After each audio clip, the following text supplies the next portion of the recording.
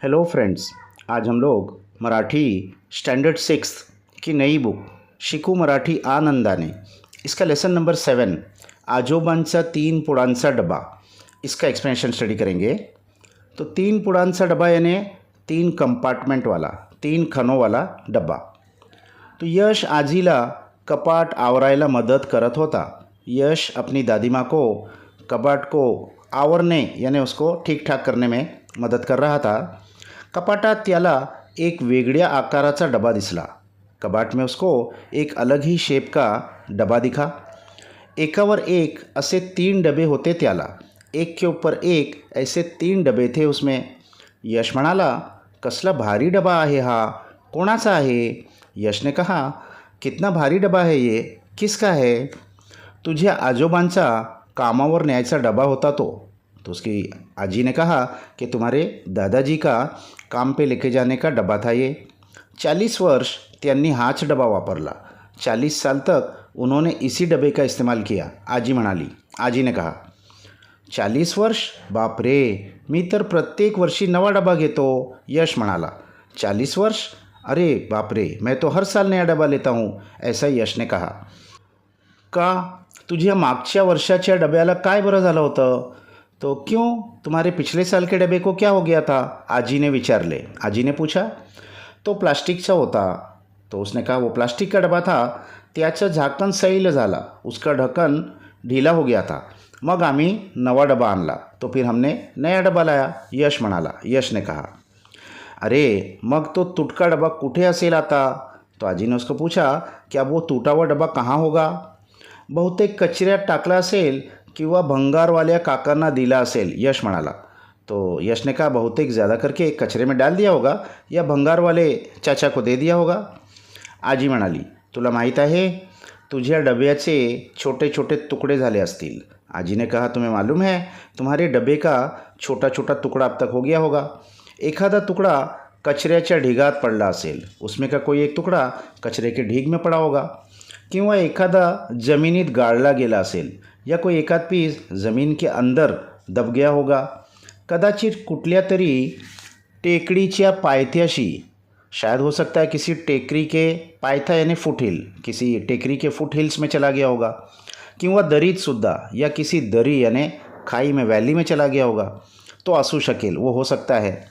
हे प्लास्टिकचे तुकडे शेवटी कुठे जाऊ शकतात याची माहिती आहे? ये प्लास्टिक के छोटे छोटे टुकड़े एट लास्ट कहाँ जा सकते हैं, इसके बारे में तुम्हें कुछ मालूम है? कुठे, यश विचारले। तो कहाँ, यश ने पूछा। नदीत, आजी म्हणाली। आजी ने कहा, ये एट लास्ट नदी में जा सकते हैं। कसं काय, वो कैसे? तो आजी समझा रही है, पावसाळ्यात वाहणारा पाणी नदीत जातं, बारिश में जो पानी बहता है वो जाके नदी में मिलता है। जाताना बरोबर कचरासुद्धा घेऊन जातो और जाते जाते अपने साथ जो भी रास्ते में कचरा होता है वो भी लेके चला जाता है। तसं तुझ्या डब्याचं प्लास्टिक ही नदीत पहुँचेल, तो इसी तरह तुम्हारे डब्बे का प्लास्टिक भी नदी में पहुँच जाएगा। नदीतून ते समुद्रात जातात और नदी में से फिर वो समुद्र में चला जाएगा। मासे खाऊ समजून हे प्लास्टिक खातात, तो मच्छी खाऊ समझ के, खाने की चीज़ समझ के इन प्लास्टिक को खाती है। प्राणी, पक्षी आणि मांसं मासे पकड़ून खातात और फिर दूसरे जानवर और बर्ड्स और इंसान उन मच्छियों को पकड़कर खाते हैं। मग हे प्लास्टिक कुठे बरं जात असेल, फिर ये प्लास्टिक कहाँ पहुँच जाएगा? आजी ने विचारले। आजी ने पूछा। त्यांच्या आणि आपल्या पोटात, यश म्हणाला। अब यश के बात समझ में आ गई, ये तो उनके और हमारे पेट में चला जाएगा। आजी म्हणाली, स्टीलचा डबा मात्र बरीच वर्ष टिकतो। स्टील का डब्बा तो बहुत साल तक टिकता है, वो हर साल चेंज नहीं करना पड़ता। डब्बा तुटला तरी तुटलेल्या स्टीलच्या वस्तू वितळवून नवा डब्बा तैयार करता येतो। अच्छा, वो डब्बा अगर कई सालों के बाद टूट भी गया तो टूटे हुए स्टील की जो सामान होता है उसको वितळवून यानी उसको पिघाल कर फिर से उसको नया डब्बा बना सकते हैं। यश हे सगळे ऐकून थक्क झाला आणि म्हणाला। तो ये सब सुनकर यश थक्क झाला यानी आश्चर्यचकित झाला, वो बहुत सरप्राइज, बहुत शॉक हो गया। उसने कहा, म्हणजे प्लास्टिक माती, नदी, मासे, प्राणी, पक्षी यांच्या आणि आपल्यासुद्धा पोटात जातं। उसने कहा, यानी ये प्लास्टिक मिट्टी, नदी और मछली और जानवर और पक्षी और हमारे भी पेट में चला जाता है। हो रे, आजी म्हणाली। आजी ने कहा, हाँ बिल्कुल सही।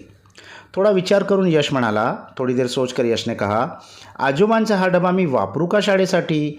आजोबा का ग्रैंडफादर का ये डबा मैं स्कूल के लिए इस्तेमाल करूं क्या? हो वापर की, आजी म्हणाली. आजीने कहा, हां बिलकुल इस्तेमाल करो. यशने मनात पक्के ठरवले. यशने अपने मन में पक्का फैसला कर लिया, यापुढे प्लास्टिकचा डबा कधीच वापरायचा नहीं. इसके बाद प्लास्टिक का डबा कभी भी इस्तेमाल नहीं करना है.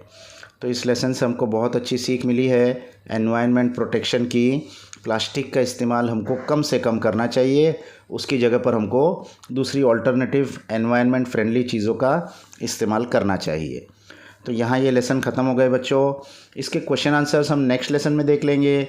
जब तक के लिए बाय बाय.